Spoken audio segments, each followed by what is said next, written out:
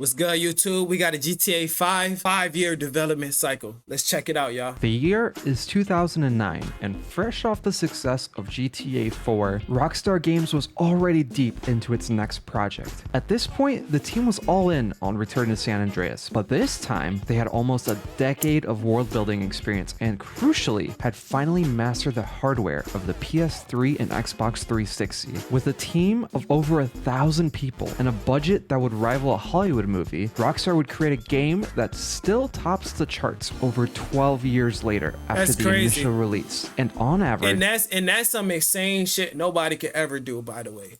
sells GTA 4 to GTA 5 is fucking insane. It literally had to take them this many years to fucking do GTA 6, only to make it perfect.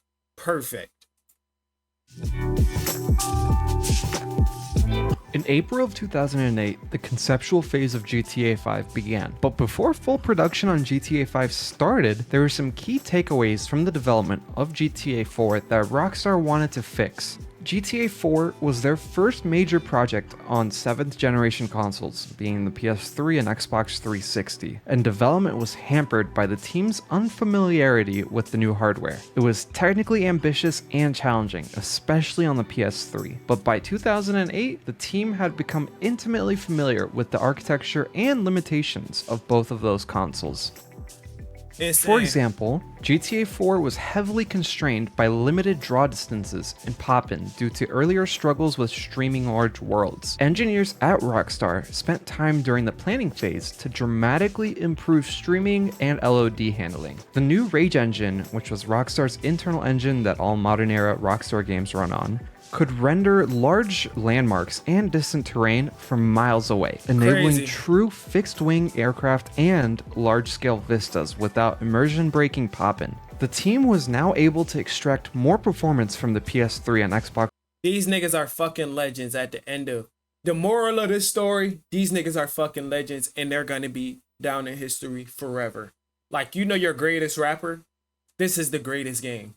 360 hardware, enabling what felt like an unlimited draw distance. The static weather presets from GTA 4 were replaced by a dynamic, real-time weather system, which allowed for a more immersive day and night cycle, and the shooting mechanics were overhauled by borrowing systems developed for Max Payne 3. While engine upgrades were underway, the design team at Rockstar spent nearly a full year actively researching Los Angeles at the start of GTA 5's development, combining on-the-ground field trips with digital tools to recreate Los Santos, a highly created and stylized version of Southern California that insane. emphasized detail, personality, and gameplay over strict realism. Their goal was not to create LA one-to-one, but to capture the essence of the city. The creation of the game world began almost So they added like little flavors to it here and there. immediately in pre-production with the construction of a white box city. This initial untextured 3D model, which took a small team of designers roughly 9 to 12 months to block out, established the fundamental layout of roads, districts, and major landmarks. This digital skeleton was then fleshed out with details for one of the most exhaustive research efforts in gaming history.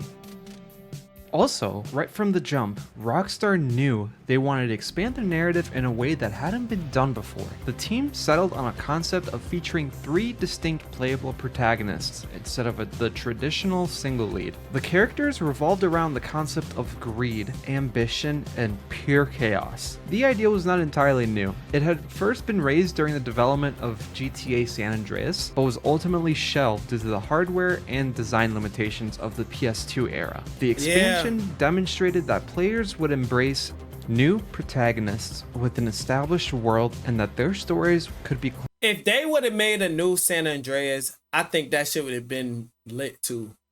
You get what I'm saying? That shit would have been lit too, bro. Cause you got to think about Rockstar, bro. Y'all got LA Noire. I think y'all got Max Payne. Y'all got Bully. Y'all got all these great ass games. Y'all got the whole GTA series, bro. GTA is basically Rockstar. You get what I'm saying? And then you got these little branch offs, Red Dead Redemption, cleverly intertwined. This gave Rockstar the confidence to build the entirety of GTA 5 around 3 simultaneously controlled characters, whose lives and criminal careers would intersect. It was a significant gamble, said art director Aaron Garbett. He also acknowledged that there would be internal concerns that such a drastic departure from the series' established formula might backfire. However, the creative leadership believed it was the key to moving the franchise's storytelling into more original territory. Additionally, GTA Online was developed in tandem with the single-player story, but was always envisioned as a distinct experience. The initial design vision, according to lead mission designer Imran Sarwar, was to expand on the concept of the single-player heists to create a deeply cooperative experience where each When they dropped GTA Online, bro, I swear that set a whole new era, bro. Cause it's like you can create your own GTA character. What? Bro, the missions back then, like the game is like a little like saltered down right now. But when it was first came out, bro, I wish I could have continued to be a part of that era. I swear.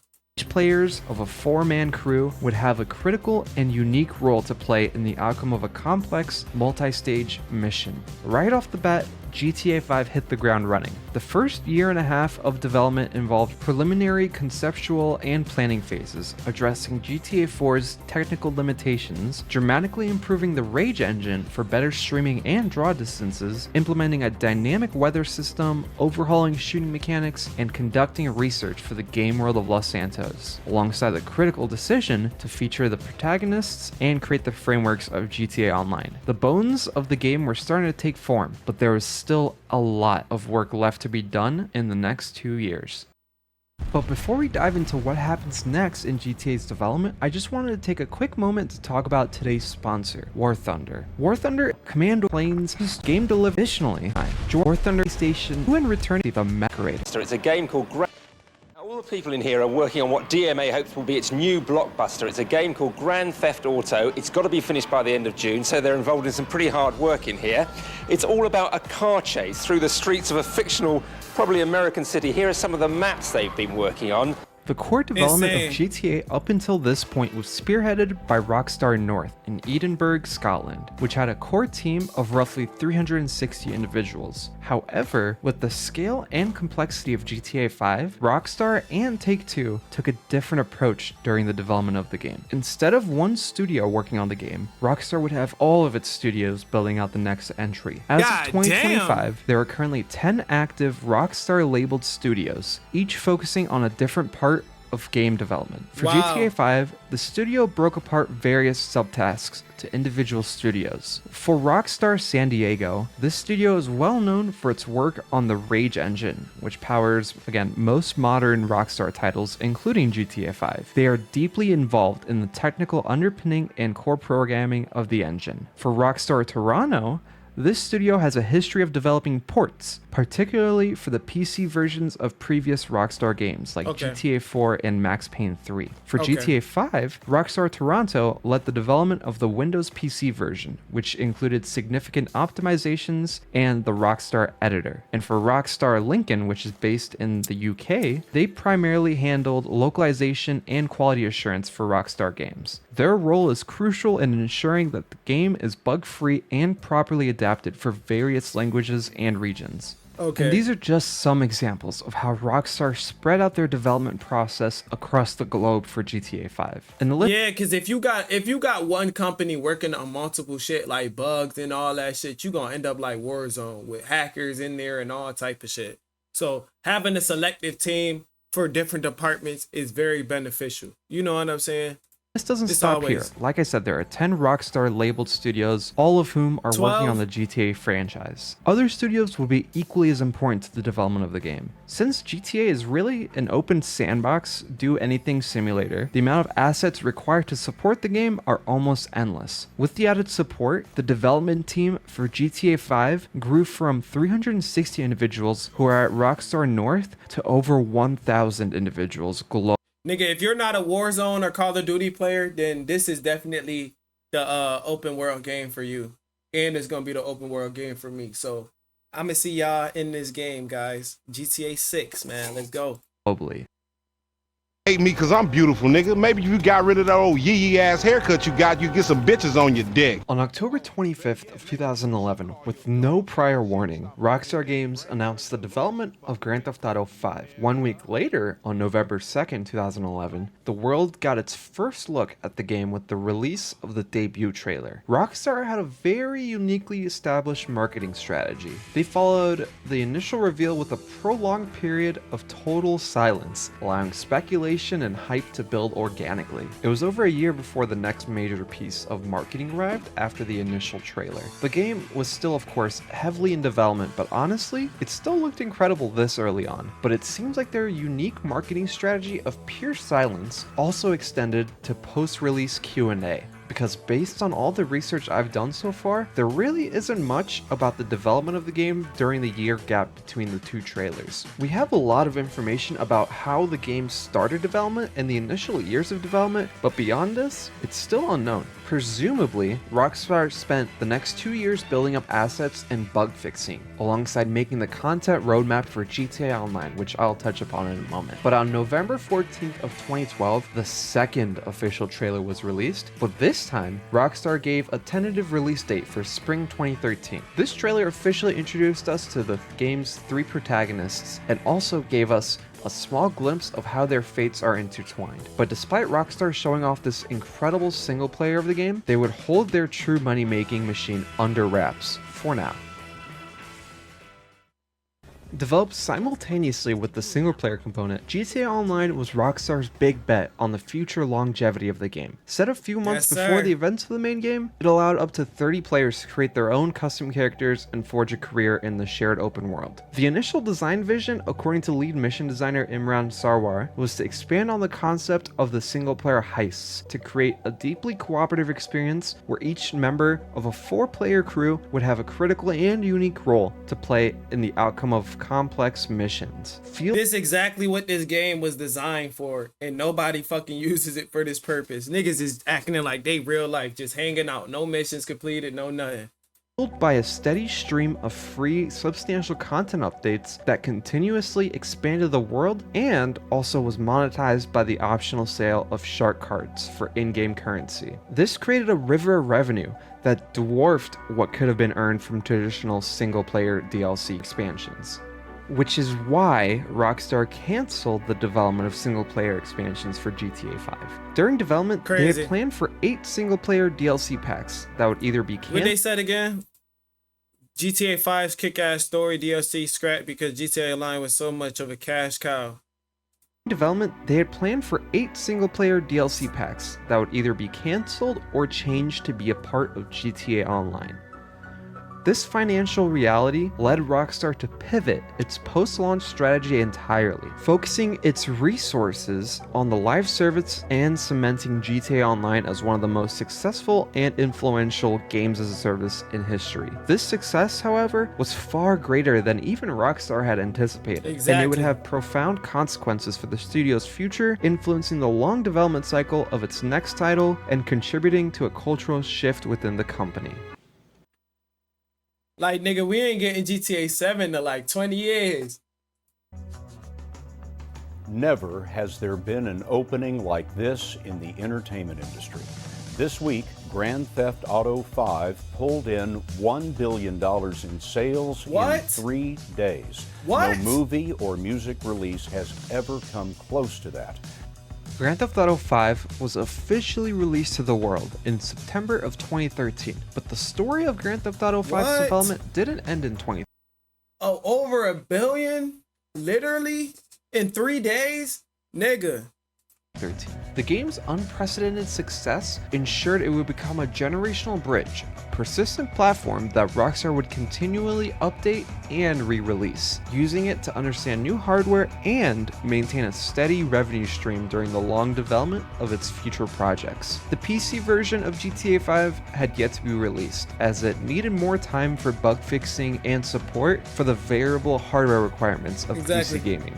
Alongside the PC release, the PC one looked so much greater than the console version, and I can say that personally because I played when the game first came out, and I played it a couple months back, well, a month ago, so I could definitely tell the difference. We would also see upgrades to the next generation of consoles, the PS4 and the Xbox One. But the delay of the PC release of GTA 5 was a blessing in disguise for Rockstar. While they had initially missed out on PC sales by not having the game launch alongside the Xbox 360 and PS3, they hit an unknown goldmine. Players were buying multiple copies of the game across generations solely because of GTA Online. In fact, as of 2025, almost 40% of all copies sold for GTA 5 were sold to people who had already owned the game, and 7.5% were from people who had bought the game on a third platform. Because of this discovery, the games Rockstar would release in the future would follow the same release schedule as GTA 5. Nigga, I know they sold out in stores when that shit first dropped, just like the PS5. First on consoles, followed by PC and future console generations. It would become a win-win scenario for Rockstar. The teams would have more time to polish their PC releases, and they would still make a ton of money off of people who want to experience the game on a different platform. That's why we see GTA 6 being released only on 2 console platforms next year. I'm guilty of this too, if I'm being honest. I've owned GTA 5 on like 4 different devices at this point. But back to GTA 5. Like I said, GTA Online became their cash cow. Wait. Only 2 consoles? Oh my god. They not releasing it on PC? From people who had bought the game on a third platform. Because of this discovery, the games Rockstar would release in the future would follow the same release schedule as GTA 5.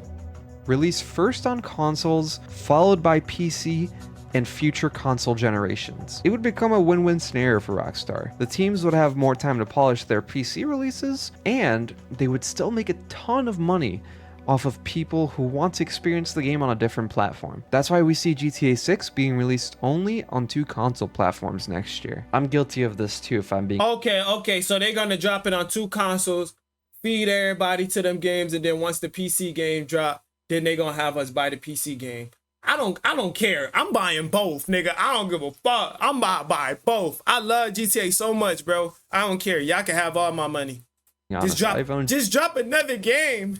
GTA 5 on like 4 different devices at this point. But back to GTA 5. Like I said, GTA Online became their cash cow, as that's what fueled future re-releases of the game to perform so well. And of course, we can expect GTA 6 to double down on this. But my hope is that us single-player expansion fans can get some love too. Rockstar always put out banger single-player expansions in the past, so it kind of breaks my heart to see a focus entirely on online. But only time will tell. Again, thank you to War Thunder for sponsoring this video. Don't forget to play for Nah, that's a W right there. I ain't even gonna lie, bro. WGTA.